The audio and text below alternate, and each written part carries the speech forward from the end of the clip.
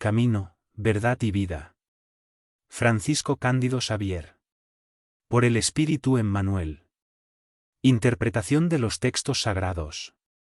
Sabiendo primeramente esto, que ninguna profecía de la Escritura es de interpretación particular, 2 Pedro 1, 20.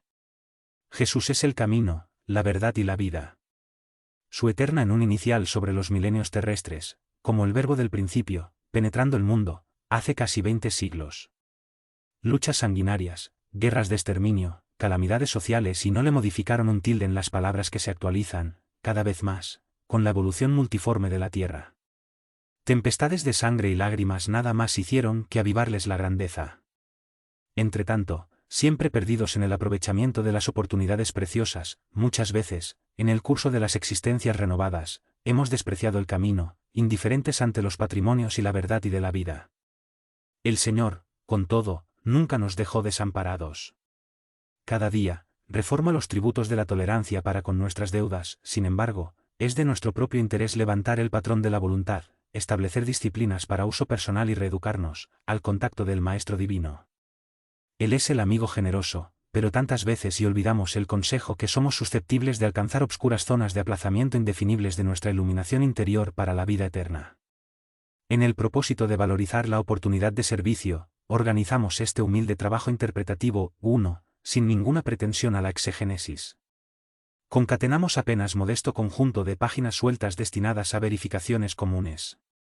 Muchos amigos nos extrañan tal vez la actitud, aislando versículo y confiriéndoles color independiente del capítulo evangélico al que pertenece. En ciertos pasajes hemos extraído de ahí solamente frases pequeñitas, proporcionándoles fisonomía especial, y en determinadas circunstancias, nuestras pobres consideraciones parecen contrariar las disposiciones del capítulo en que se inspiran. Procedemos así, entre tanto, ponderando que, en un collar de perlas, cada cual tiene valor específico y que, en el inmenso conjunto de enseñanzas de la Buena Nueva, cada concepto de Cristo o de sus colaboradores directos se adapta a determinada situación del espíritu, en las sendas de la vida. La elección del Maestro, más allá de eso, no constituye tan solo un impositivo para los menesteres de la adoración. El Evangelio no se reduce a brevario para el genuflexorio. Es la ruta imprescindible para la legislación y administración, para el servicio y para la obediencia. Cristo no establece líneas divisorias entre el templo y el taller. Toda la tierra es un alcalde de adoración y su campo de trabajo, al mismo tiempo. Podrá darlo en las iglesias y menoscabarlos en las calles es que hemos naufragado 1000 veces, por nuestra propia culpa. Todos los lugares, por tanto, pueden ser consagrados al servicio divino. Muchos discípulos, en las variadas escuelas cristianas, se entregaron a investigaciones teológicas, transformando las enseñanzas del Señor en reliquias muertas de los altares de tierra. No están que, espera Cristo, vayamos todos a convertir el Evangelio de amor y sabiduría en compañeros de la oración, el libro escolar en el aprendizaje de cada día, en fuente inspiradora de nuestras más humildes acciones en el trabajo común y en código de las buenas maneras en el intercambio fraternal. Aunque esclarezca nuestros sencillos objetivos, noto, anticipadamente, amplia perplejidad en ese o en aquel grupo de creyentes. ¿Qué hacer? Tenemos inmensas distancias a vencer en el camino, para asistir la verdad y la vida en la creación integral. Comprendemos el respeto debido a Cristo, pero, por la propia ejemplificación del Maestro, sabemos que la labor de aprendiz fiel se constituye de adoración y trabajo, de oración y esfuerzo propio. En cuanto a lo demás, nos consuela reconocer que los textos sagrados son dádivas del Padre a todos sus hijos, y por eso mismo, no reportamos aquí a las palabras sabias de Simón Pedro, sabiendo primeramente esto, que ninguna profecía y la Escritura es de interpretación particular. Emmanuel Pedro Leopoldo, 2 de septiembre de 1948. 1. El tiempo, aquel que hace caso del día, para que el Señor lo hace, Romanos 2 y 6, la mayoría de los hombres no percibe aún los valores infinitos del tiempo. Existen efectivamente los que abusan de esa concesión divina. Juzgan que la riqueza de los beneficios les es debida por Dios. Sería justo, entre tanto, interrogarles en cuanto al motivo de semejante presunción. Constituyendo la creación universal patrimonio común, es razonable que todos gocen las posibilidades de la vida, con todo, de modo general, meditan la armonía de las circunstancias que se ajustan en la tierra, en favor de su perfeccionamiento espiritual. Es lógico que todo hombre cuente con el tiempo, pero, si ese tiempo estuviere sin luz, sin equilibrio, sin salud, sin trabajo, No obstante, la oportunidad de la indagación, importa considerar que muy raros son aquellos que valoran el día, multiplicándose en todas partes las filas de los que procuran aniquilando de cualquier forma. La vieja expresión popular matar el tiempo refleja la inconsciencia vulgar, en ese sentido. En los más obscuros rincones de la tierra, hay criaturas exterminando posibilidades sagradas. No obstante, un día de paz, armonía e iluminación, es muy importante para el concurso humano, en la ejecución de las leyes divinas. Los que quieren todo de inmediato en el mundo claman que el tiempo es dinero, para enseguida, recomenzar todas las obras incompletas en la estera de las reencarnaciones. Los hombres, por eso mismo, hacen y deshacen, construyen y destruyen, aprenden livianamente y recapitular con dificultad, en la conquista de la experiencia. En casi todos los sectores de la evolución terrestre, vemos el abuso de la oportunidad complicando los caminos de la vida. Entre tanto, desde muchos siglos, el apóstol nos afirma que el tiempo debe ser de él. Señor. 2. Sígueme tú, Jesús le dice, si yo quiero que él se quede hasta que provenga, ¿qué te importa a ti? Sígueme tú, Juan 9 y 22. En las comunidades de trabajo cristiano, muchas veces observamos compañeros altamente preocupados con la tarea concedida a otros hermanos de lucha. Es justo examinar, entre tanto, cómo se elevaría el mundo si cada hombre cuidase de su parte, en los deberes comunes, con perfección y sinceridad. ¿Alguno de nuestros amigos fue convocado para obligaciones diferentes? Confortémoslo con la legítima comprensión. A veces, surge uno de ellos, modificado a nuestra mirada. Hay cooperadores que lo acusan. Muchos lo consideran portador de peligrosas tentaciones. Se movilizan comentarios y juicios a prisa. ¿Quién penetra, sin embargo, el campo de las causas? ¿Estaríamos en la elevada condición de aquel que puede analizar un acontecimiento, a través de todos los ángulos? Tal vez lo que parezca caída o defección pueda constituir nuevas resoluciones de Jesús, relativas a la redención del amigo que parece ahora distantes. El buen pastor permanece vigilante. Prometió que de las ovejas que el Padre le confió ninguna se perderá. Conviene, de ese modo, que atendamos con perfección a los deberes que no fueron deferidos. Cada cual necesita conocer las obligaciones que le son propias. En ese patrón de conocimiento y actitud, hay siempre mucho trabajo noble a realizar. Si un hermano parece desviado a tus ojos mortales, a lo posible por oír las palabras de Jesús al pescador de Cafarnaúm, ¿qué te importa a ti? Sígueme tú. 3. Examínate, mirad atrás por contienda o por vanagloria, sino por humildad. Pablo. Filipenses 2, 3. El servicio de Jesús es infinito. En su órbita, hay lugar para todas las criaturas y para todas las ideas sanas en su expresión sustancial. Sí, en el orden divino, cada árbol produce según su especie, en el trabajo cristiano, cada discípulo contribuirá conforme a su posición evolutiva. La experiencia humana no es una estación de placer. El hombre permanece en función de aprendizaje, y en esa tarea, es razonable que sepa valorizar la oportunidad de aprender, facilitando la misma oportunidad a los semejantes. El apóstol Pablo comprendió esa verdad, afirmando que nada deberemos hacer por espíritu de contienda y vanagloria, sino como actor humildad. Cuando practicaréis alguna acción que sobrepase el cuadro de las obligaciones diarias, examina los móviles que la determinaron. Si resultó del deseo injusto de supremacía, si obedeció solamente a disputa innecesaria, cuida de tu corazón para que el camino que sean menos ingrato. Pero si atendiste al deber, aunque haya sido interpretado como riguroso y exigente, incomprensivo e infiel, recibe las observaciones indebidas y sigue adelante.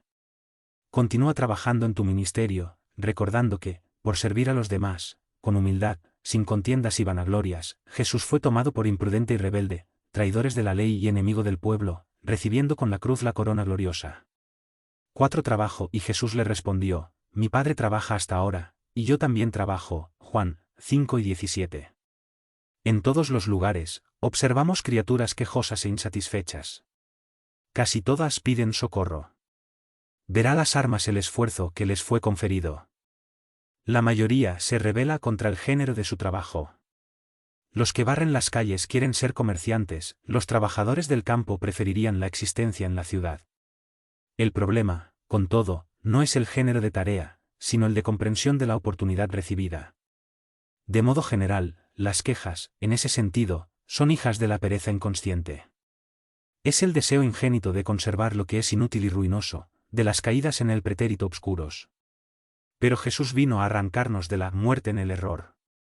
Nos trajo la bendición del trabajo, que es el movimiento incesante de la vida. Para que sepamos honrar nuestro esfuerzo, se refirió al Padre que no cesa de servir en su obra eterna de amor y sabiduría y a su propietaria, llena de imperecedera dedicación a la humanidad. Cuando te sientas cansado, recuerda que Jesús está trabajando. Comenzamos ayer nuestra humilde labor y el Maestro se esfuerza por nosotros. ¿Desde cuándo? 5 bases, pero le dice, nunca me lavara los pies.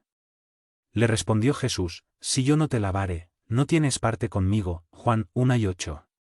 Es natural que veamos, antes de todo, en la resolución del Maestro, al lavar los pies de los discípulos, una demostración sublime de humildad santificante. Primeramente, es justo examinaremos la interpretación intelectual, adelantando, sin embargo, el análisis más profundo de sus actos divinos. Es que, por el mensaje permanente del Evangelio, Cristo continúa lavando los pies de todos los seguidores sinceros de su doctrina de amor y perdón. El hombre acostumbra vivir desinteresado de todas sus obligaciones superiores, muchas veces aplaudiendo el crimen y la inconsciencia. Entretanto, al contacto de Jesús y sus enseñanzas sublimes, siente que pisará sobre nuevas bases, mientras que sus apreciaciones fundamentales de la existencia son muy diversas. Alguien proporciona ligereza a sus pies espirituales para que marche de modo diferente en las sendas evolutivas. Todo se renueva y la criatura comprende que si no fuera por esa intervención maravillosa no podía participar del banquete de la vida real.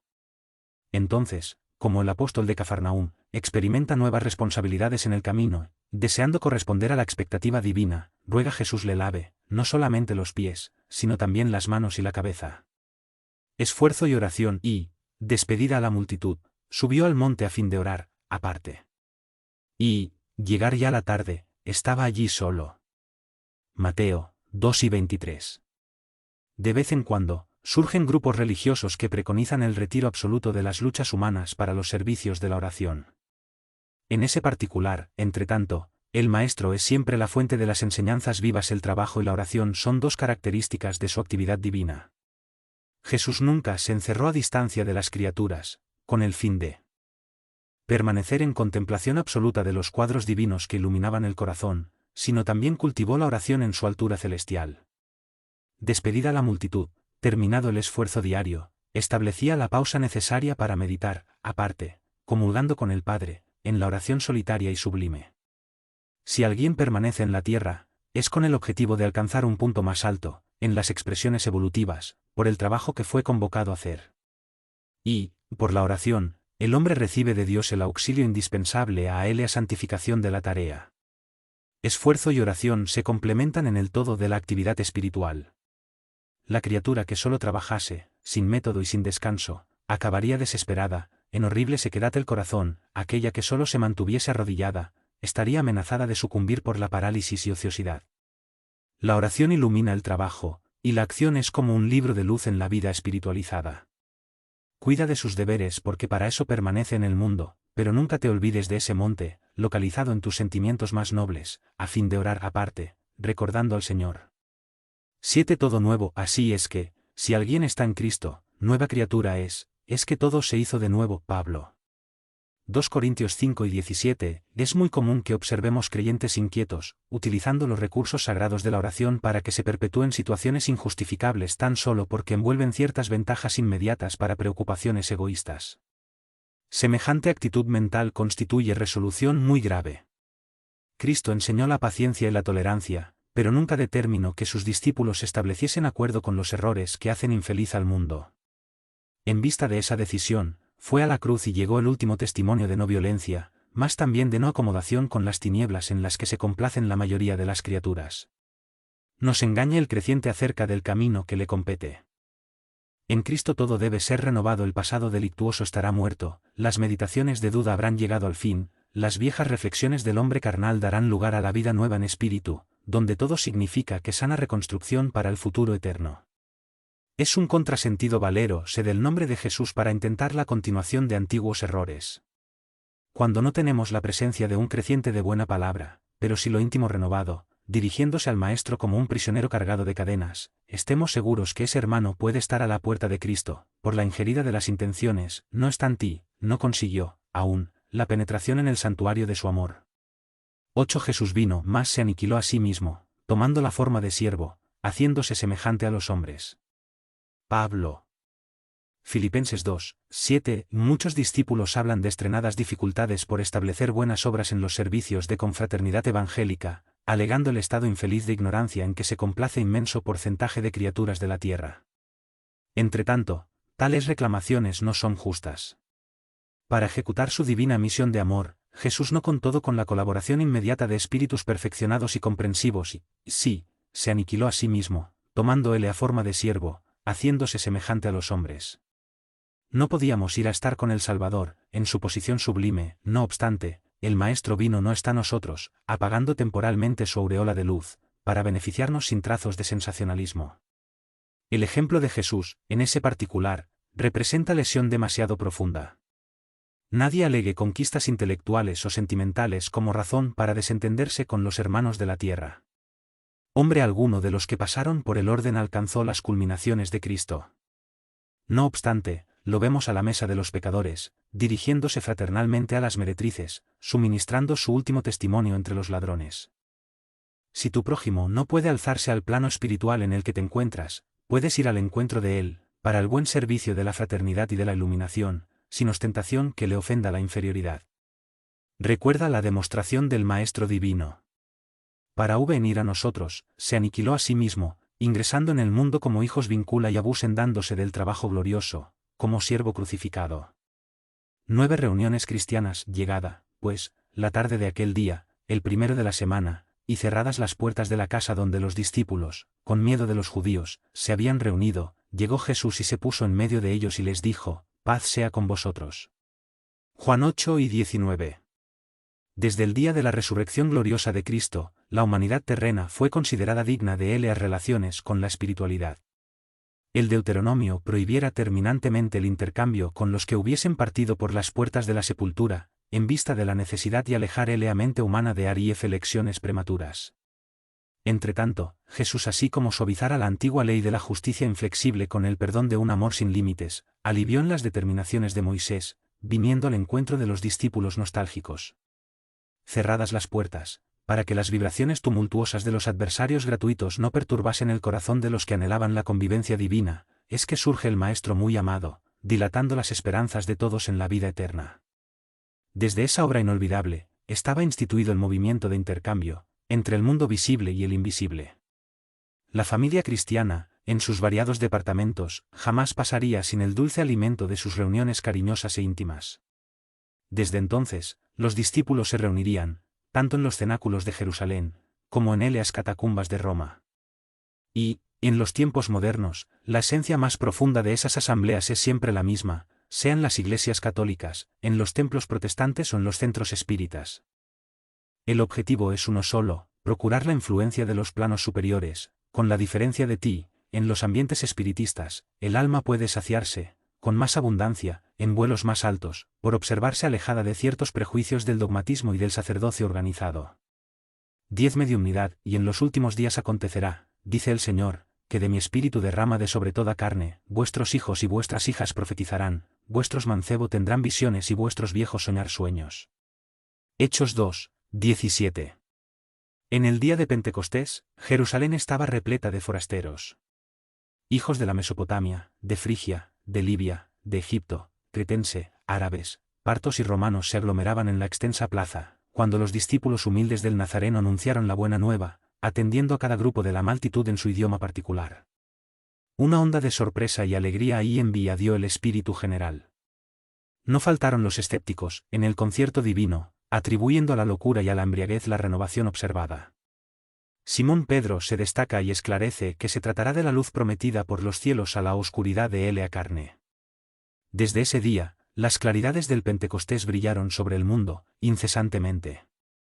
Hasta allí, los discípulos eran frágiles e indecisos, pero, de esa obra en adelante, quiebran las influencias del medio, curar a los enfermos, levantar el espíritu de los infortunados, hablan a los reyes de la tierra en nombre del Señor.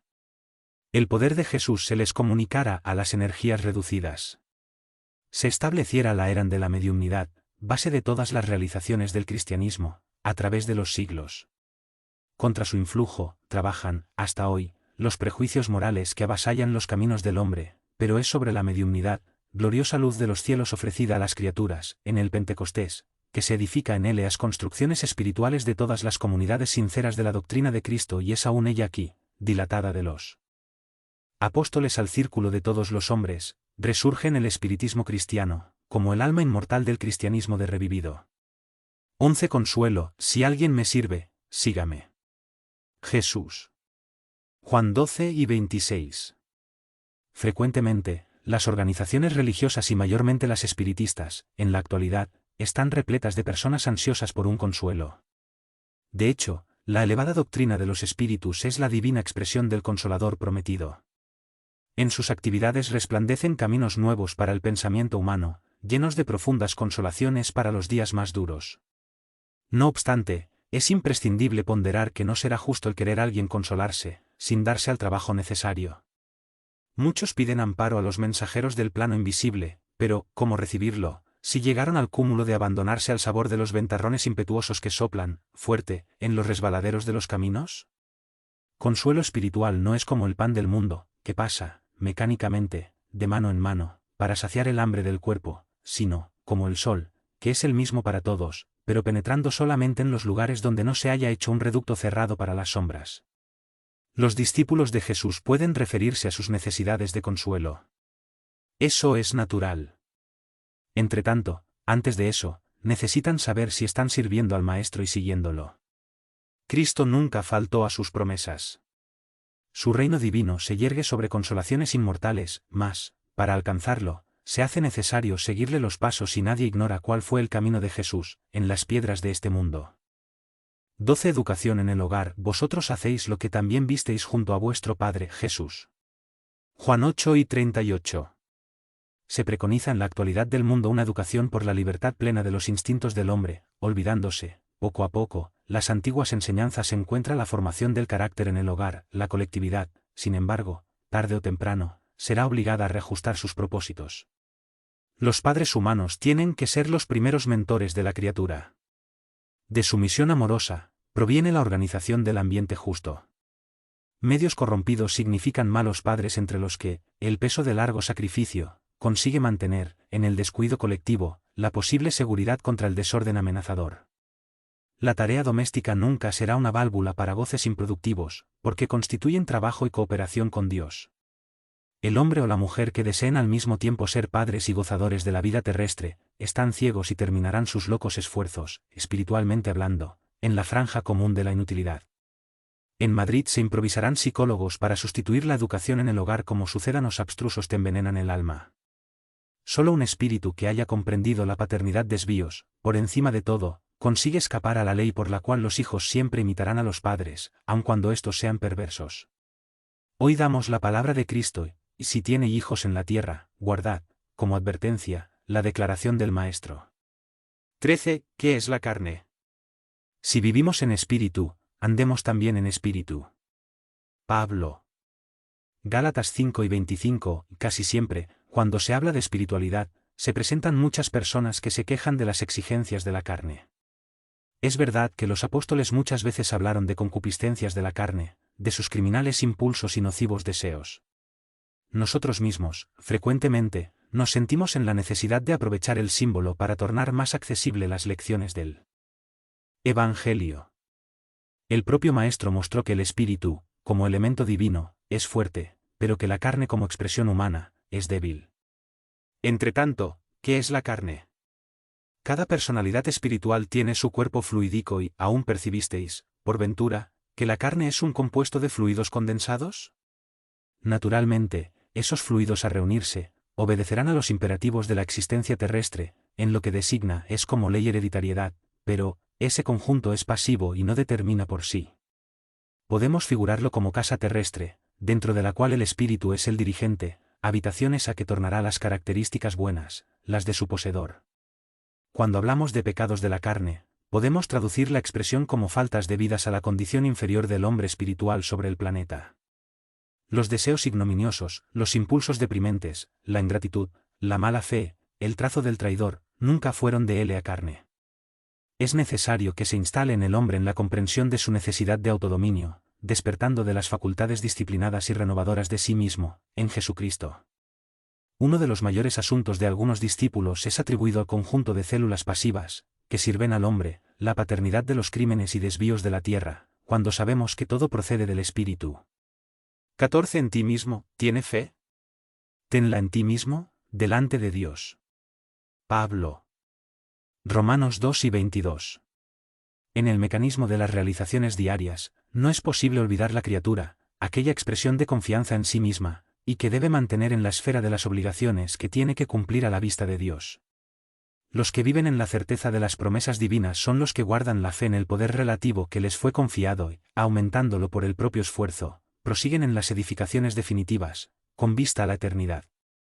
No obstante, los que permanecen desalentados en cuanto a sus posibilidades, esperando en promesas humanas, dan la idea de fragmentos de corcho, sin finalidad propia, al sabor de las aguas, sin ruta y sin anclaje.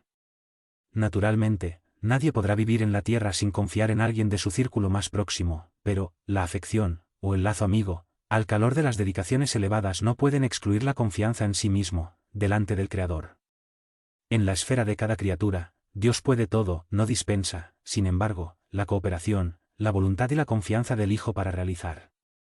Un padre que hiciese, mecánicamente, el cuadro de felicidades que sus descendientes, exterminaría, en cada uno, las facultades más brillantes. ¿Por qué mantendrá indeciso, si el Señor te confirió este o aquel trabajo justo? Hazlo con rectitud, porque si Dios tiene confianza en ti para algunas cosas, debes confiar en ti mismo, delante de Él. 15. Conversión. Y tú, cuando te convirtieres, confirma a tus hermanos. Jesús. Lucas 10 y 32. No es fácil la conversión del hombre, afirman los portadores de convicciones apresuradas. Muchos dicen, yo creo, pero pocos pueden declarar, estoy transformado. Las palabras del Maestro a Simón Pedro son muy simbólicas. Jesús las profirió, en la víspera del Calvario, en la hora grave de la última reunión con los discípulos. Recomendaba al pescador de Cafarnaún confirmarse a los hermanos en la fe, cuando se convirtiese. Acrece notar que Pedro siempre fue su más activo compañero de apostolado. El Maestro prefería siempre su casa sencilla para ejercer el divino ministerio del amor.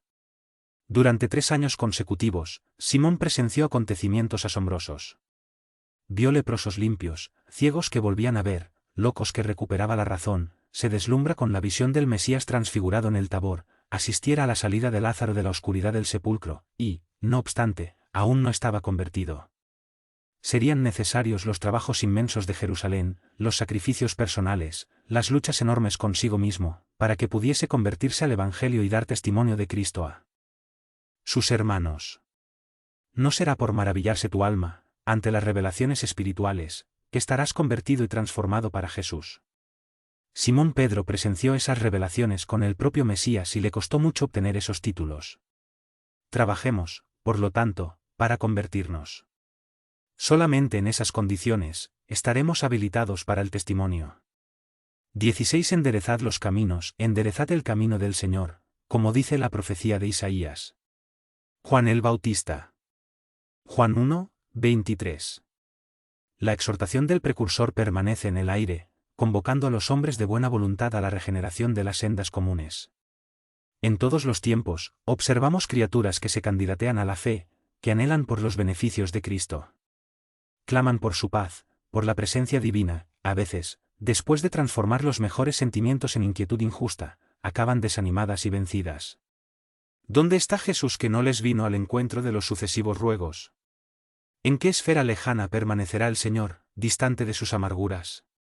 No comprenden que, a través de mensajeros generosos de su amor, Cristo se encuentra, cada día, al lado de todos los discípulos sinceros. Les falta dedicaciones a alguien de sí mismos. Corren al encuentro del Maestro Divino, desatentos al consejo de Juan, enderezad los caminos. Para que alguien sienta la influencia santificadora de Cristo, es preciso rectificar la senda en que ha vivido. Muchos lloran en las veredas del crimen, se lamentan en los resbaladeros del error sistemático, invocar al cielo sin el desapego a las pasiones avasalladoras del campo material. En tales condiciones, no es justo que se dirija al alma del Salvador, que aceptó la humillación y la cruz sin queja de cualquier naturaleza. Si quieres que Jesús venga a santificar tus actividades, enderezad los caminos de la existencia, regenera tus impulsos. Deshaz las sombras que te rodean y lo sentirás a tu lado, con su bendición. 17 Por Cristo, y si te hizo algún daño, o te debe alguna cosa, pon eso a mi cuenta. Pablo, Filemón, 1, 18. Enviando Onésimo a Filemón, Pablo en sus expresiones inspiradas y felices, recomendaba al amigo lanzarse a su débito cuando le ha debido por el portador. Apliquemos la exhortación a nuestras propias necesidades. En cada nuevo día de lucha, pasamos a ser mayores deudores de Cristo. Si todos nos corre y mente, ese Jesús que nos llegan las providencias justas. Si todo se desenvuelve rectamente, es por su amor que utilizamos las dádivas de la vida y es su nombre, que distribuimos esperanzas y consuelo. Estamos empeñados a su inagotable misericordia. Somos de Él y en esas circunstancias reside nuestro título más alto. ¿Por qué, entonces, el pesimismo y el desespero, cuando la calumnia o la ingratitud nos ataquen rígidamente, trayéndonos la posibilidad de más vasta ascensión? Si estamos totalmente empeñados al amor infinito de Maestro, ¿no será razonable que comprendamos por lo menos alguna particularidad de nuestra inmensa deuda, disponiéndonos a aceptar una pequeña parcela de sufrimiento, en memoria de su nombre, junto a nuestros hermanos de la tierra, esos sus tutelados igualmente? Debemos reflexionar que cuando hablamos de paz, ideas, de vida superior, actuamos en el campo de L a confianza, prometiendo por cuenta de Cristo, por cuanto solo Él tiene para dar en abundancia. En vista de eso, en caso sientas que alguien se convirtió en deudores de tu alma, no te entregues a preocupaciones inútiles, porque Cristo es también tu acreedor y debes colocar los daños del camino en su cuenta divina, pasando adelante. 18 Purificación íntima, limpiar las manos, pescadores, y, vosotros los de doble ánimo, purificar los corazones. Santiago 4 y 8, cada hombre tiene la vida exterior, conocida y analizada por los que lo rodean, y la vida íntima de la cual solamente él mismo podrá suministrar el testimonio. El mundo interior es la fuente de todos los principios buenos comandos y todas las expresiones guardan ahí sus fundamentos. En regla general, todos somos portadores de graves deficiencias íntimas, necesitadas de rectificación. Mas el trabajo de purificar no es tan simple como parece. Será muy fácil al hombre confesar la afectación de verdades religiosas, operar la adhesión verbal a ideologías edificantes. Pero, otra cosa, es realizar la obra de elevación de sí mismo, valiéndose de la autodisciplina, de la comprensión fraternal y el espíritu de sacrificio. El apóstol Santiago entendía perfectamente la gravedad del asunto y aconsejaba a los discípulos limpiarse las manos, esto es, rectificases las actividades del plano exterior, renovasen sus acciones a la mirada de todos, robando para que es efectuarse, igualmente, la purificación del sentimiento, en el recinto sagrado de la conciencia, apenas conocido por el aprendiz, en la soledad impenetrable de sus pensamientos. El compañero valeroso de Cristo, con todo, no se olvidó de afirmar que eso es trabajo para los de doble ánimo, porque semejante renovación jamás será tan solo a costa de palabras brillantes. 19 En la propaganda, y os dirán, helo aquí, o, helo allí, no vayáis, ni lo sigáis. Jesús. Lucas 5 y 23. Las exhortaciones del Maestro a los discípulos son muy precisas para provocar cualquier incertidumbre o indecisión. Cuando tantas expresiones sectarias evocan a Cristo para sus demandas intelectuales, es justo que los aprendices nuevos, en la luz del Consolador, medite la elevada significación de este versículo de Lucas. En la propaganda genuinamente cristiana no basta decir dónde está el Señor. Es indispensable demostrarlo en la propia ejemplificación. Muchos recorren templos y altares, procurando Jesús. Cambiar de creencia religiosa puede ser modificación del camino, pero puede ser también continuidad de perturbación. Se torna necesario encontrar a Cristo en el santuario interior. Cristianizar la vida no es imprimirle nuevas maneras exteriores. Es reformarla para el bien en el ámbito particular. Los que afirman solo en la forma verbal que el Maestro se encuentra aquí o allí, arquean con profundas responsabilidades. La preocupación de proselitismo es siempre peligrosa para los que se seducen con las bellezas sonoras de la palabra ejemplos edificantes. El discípulo sincero sabe que decir es fácil, más que es difícil revelar los propósitos de Señor en la propia existencia. Es imprescindible hacer el bien, antes enseñando a otros, porque Jesús recomendó que nadie siguiese a los pregoneros que solamente dijesen dónde se podría encontrar al Hijo de Dios. 20 El compañero, ¿no debías igualmente tener compasión de tu compañero, como yo también tuve misericordia de ti? Mateo 6:33. En cualquier parte, no puede el hombre actuar, aisladamente, tratándose de la obra de Dios, que se perfecciona en todos los lugares. El Padre estableció la cooperación como principio de los más nobles, en el centro de las leyes que rigen la vida. En el rincón más humilde, encontrarás un compañero de esfuerzo. En casa, él puede llamarse padre o hijo; en el camino, puede denominarse amigo o camarada de ideal. En el fondo, hay un solo Padre que es Dios y una gran familia que se compone de hermanos. Si el Eterno encaminó a tu ambiente un compañero poco deseable, en compasión y enseña siempre. Elevada a los que te rodean. Santifica los lazos que Jesús promovió a bien de tu alma y de todos los que te acompañan. Si la tarea presenta obstáculos, recuerda que de las innumerables veces en que Cristo de la aplicó misericordia a tu espíritu. Eso atenúa las sombras del corazón. Observa en cada compañero de lucha o del día una bendición y una oportunidad de atender al programa divino, acerca de tu existencia. ¿Hay dificultades y obstáculos, incomprensiones y desavenencias? Usa la misericordia que Jesús de abuso contigo, dándote nueva ocasión de santificar y de aprender. 21 Caminos rectos, y él les dijo: lanzad la red hacia la banda derecha del barco y hallaréis. Juan 9:6. La vida debería constituir, por parte de todos nosotros, rigurosa observancia de los sagrados intereses de Dios. Frecuentemente, sin embargo, la criatura es buscar sobreponerse a los designios divinos. Se establece, entonces, el desequilibrio, porque nadie endañará la divina ley. Y el hombre sufre, obligatoriamente, en la tarea de preparación. Algunos compañeros se desesperan en el buen combate por la propia perfección y se lanzan en un verdadero infierno de sombras interiores. Se quejan del destino, acusan a la sabiduría creadora, gesticulando en los abismos de la maldad, olvidando el capricho y en previsión que los hicieron caer. No están que, Jesús, hace casi 20 siglos estamos, lanzad la red hacia la banda derecha del barco y hallaréis. Figuradamente, el espíritu humano es un pescador de los valores evolutivos, en la escuela de la regeneradora tierra. La posición de cada cual es el barco. En cada nuevo día, el hombre se levanta con su red de intereses. ¿Estaremos lanzando nuestra red hacia la banda derecha? ¿Se fundamentan nuestros pensamientos y actos sobre la verdadera justicia? Conviene consultar la vida interior, en esfuerzo diario, porque Cristo, en la enseñanza, recomendaba de modo general, a sus discípulos: dedicad vuestra atención a los caminos rectos y hallaréis lo necesario. 22. ¿Qué buscáis? Y Jesús, volviéndose y viendo que ellos le seguían, les dijo: ¿qué buscáis? Juan 1:38. La vida en sí es conjunto divino que experiencias. Cada existencia aislada ofrece al hombre el provecho de nuevos conocimientos. La adquisición de valores religiosos, entre tanto, es la más importante de todas, en virtud de constituir el movimiento de iluminación definitiva del alma hacia Dios. Los hombres, con todo, extienden a ese departamento divino su inferioridad de sentimientos, en el juego inferior de los intereses egoístas.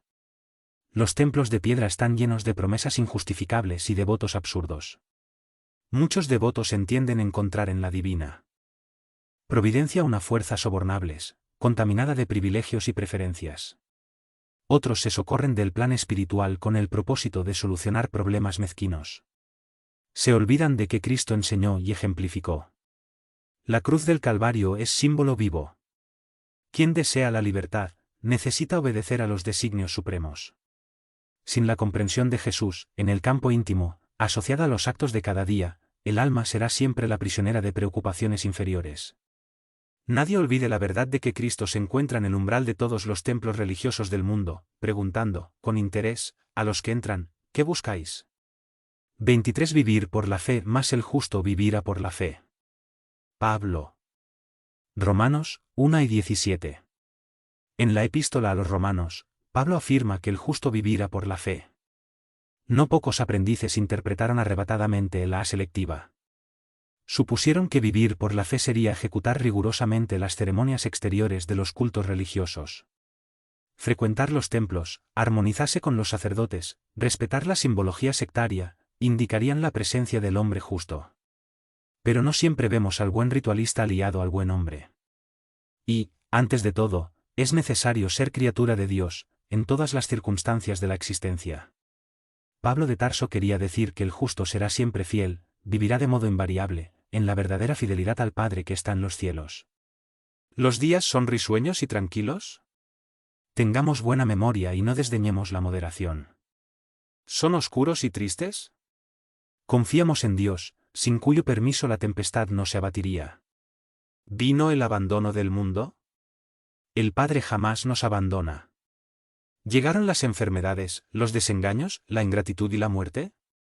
Ellos son todos buenos amigos, por traer hasta nosotros la oportunidad de que seamos justos, de que digamos por la fe, según las disposiciones sagradas del cristianismo. 24 El tesoro herrumbrado, vuestro oro y vuestra plata se herrumbraron. Santiago 5, 3. Los sentimientos del hombre, en sus propias ideas apasionadas, si son dirigidas hacia el bien, producirán siempre, en consecuencia, los más sustanciosos frutos para la obra de Dios. En casi todas partes, sin embargo, se desenvuelven al contrario, impidiendo la realización de los propósitos divinos, con respecto a la redención de las criaturas.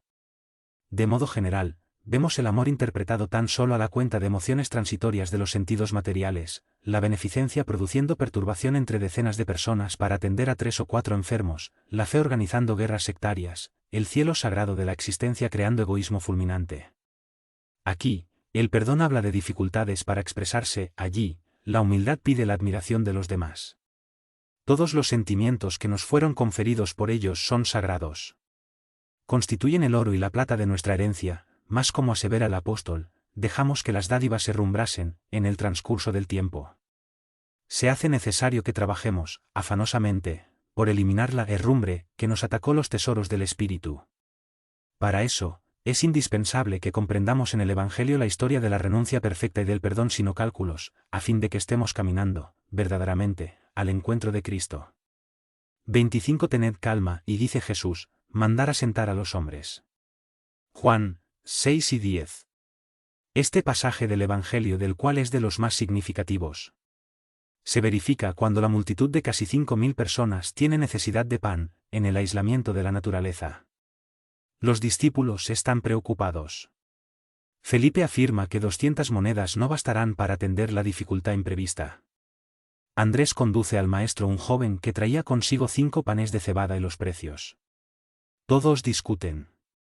Jesús, entretanto, recibe la migaja sin descreer de su preciosa significación y manda que todos se sienten, piden que haya orden, que se haga armonía.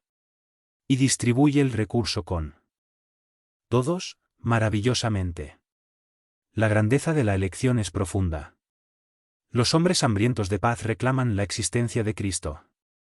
Hablan de Él, le suplicar socorro, le aguardan las manifestaciones. No consiguen, sin embargo, establecer el orden en sí mismos, para la recepción de los recursos celestes.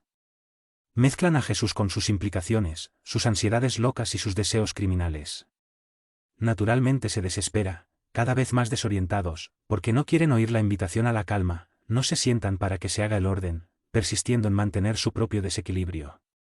26 Parecer nada que más de las cosas que has de parecer, Apocalipsis 2 y 10. Una de las mayores preocupaciones de Cristo fue alejar los fantasmas del miedo de los caminos de los discípulos.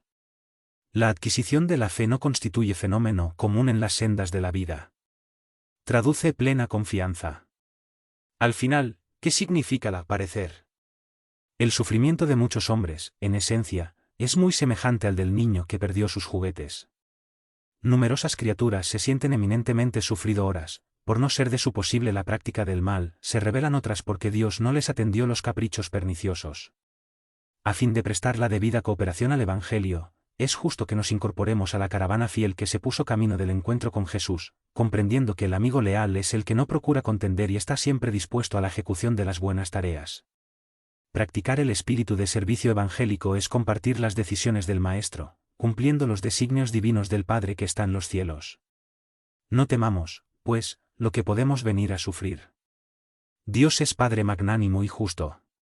Un Padre no distribuye padecimientos. Da correctivos y toda corrección perfecciona. 27 Negocios, y él les dijo, ¿por qué me procurabais?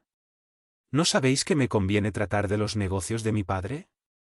Lucas 2, 49. El nombre del mundo está siempre preocupado por los Negocios referentes a sus intereses efímeros.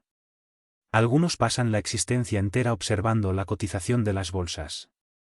Se absorben otros en el estudio de los mercados. Los países tienen negocios internos y externos. En los servicios que les corresponden se utilizan maravillosas actividades de la inteligencia. Entretanto, a pesar de su forma respetable, son precarios y transitorios. Las bolsas más fuertes sufrirán crisis, el comercio del mundo es versátil y, a veces, ingrato.